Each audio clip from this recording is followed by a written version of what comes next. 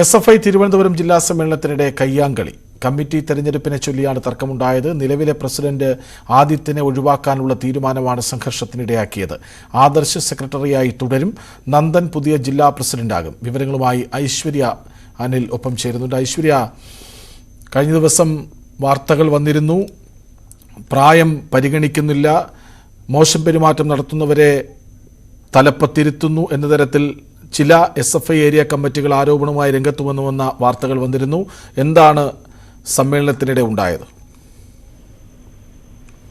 SFI സമ്മേളനത്തിന് ഏറ്റവും ഒടുവിൽ അത് കയ്യാങ്കളിയിൽ കലാശിക്കുന്ന ഒരു രീതിയിലേക്ക് കാര്യങ്ങൾ പോയി എന്ന് വേണം ഈ ഘട്ടത്തിൽ നമുക്ക് മനസ്സിലാക്കാൻ. തിരുവനന്തപുരം ജില്ലാ സമ്മേളനത്തിനിടെ ഉന്തും തള്ളും ഉണ്ടാകുന്ന ഒരു സാഹചര്യം ഉണ്ടായത്. അതായത് ആദിത്യനെ പ്രസിഡന്റ് സ്ഥാനത്ത് നിന്ന് മാറ്റുകയും തുടർന്ന് നന്ദനെ ആ സ്ഥാനത്തേക്ക് സെക്രട്ടറി ആയിരുന്ന ആദർശ് പിന്നീട് അങ്ങോട്ട് ആദിത്യനെ ഒഴിവാക്കിയതിനെ ചൊല്ലിയാണ് ഇപ്പോൾ തർക്കമുണ്ടായിരിക്കുന്നത്. വഞ്ചൂർ ഏരിയ സെക്രട്ടറി ആയിരുന്ന നന്ദനാണ് പുതിയ പ്രസിഡന്റായി തെരഞ്ഞെടുക്കപ്പെട്ടിരിക്കുന്നത്.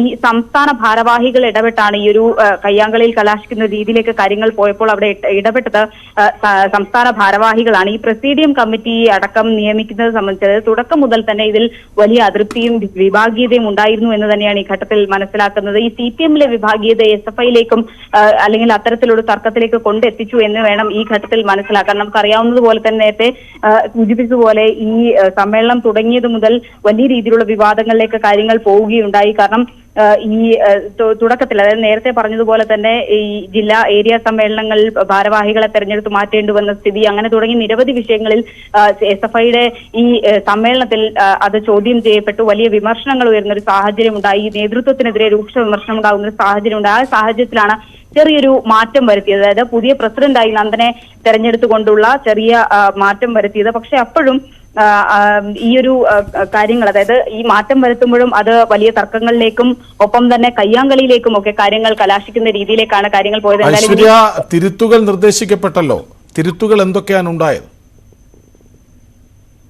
അതായത് ഈ വിഷയത്തിൽ, അതായത് നേതൃത്വത്തിൽ മാറ്റം വേണം എന്നുള്ള ആവശ്യം തന്നെയാണ് ഈ ചർച്ചയിൽ പ്രധാനമായും ഉന്നയിക്കപ്പെട്ടത്. ആ ആവശ്യം തന്നെയാണ് ഇപ്പോൾ പരിഗണിക്കപ്പെട്ടത് എന്ന് വേണം നമുക്ക് മനസ്സിലാക്കാൻ. അതിനിടെയാണ് ഇത്തരത്തിലുള്ള ഈ തർക്കങ്ങളിലേക്കൊക്കെ കാര്യങ്ങൾ പോയത്. നമുക്കറിയാവുന്ന പോലെ തന്നെ കാട്ടാക്കട ആൾമാറാട്ട വിവാദത്തിൽ ആരോപണ വിധേയനായിരുന്നു ആദിത്യൻ. ആ ഘട്ടത്തിലാണ് ആദിത്യനെ ഈ SFI-യുടെ നേതൃത്വത്തിൽ നിന്ന് മാറ്റി നിർത്തുന്ന ഒരു സാഹചര്യം ഉണ്ടാവുകയും തുടർന്ന് നന്ദനെ ആ സ്ഥാനത്തേക്ക് പരിഗണിക്കുകയും ചെയ്തിരിക്കുന്നത്. എന്തായാലും ഈ വിഷയത്തിൽ ഇനി CPM ഇടപെടുമോ എന്നുള്ളതാണ് നമുക്കിനി കണ്ടറിയേണ്ടത്.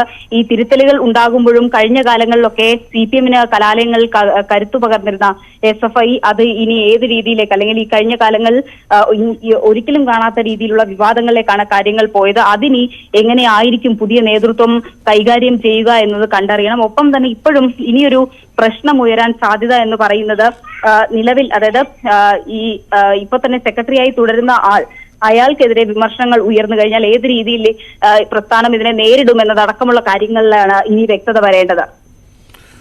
SFI തിരുവനന്തപുരം ജില്ലാ സമ്മേളനത്തിനിടെ കയ്യാങ്കളി ഉണ്ടാകുന്നു. കമ്മിറ്റി തെരഞ്ഞെടുപ്പിനെ ചൊല്ലിയാണ് തർക്കമുണ്ടായത്. വിവരങ്ങൾ നൽകുകയായിരുന്നു ഐശ്വര്യ അനിൽ.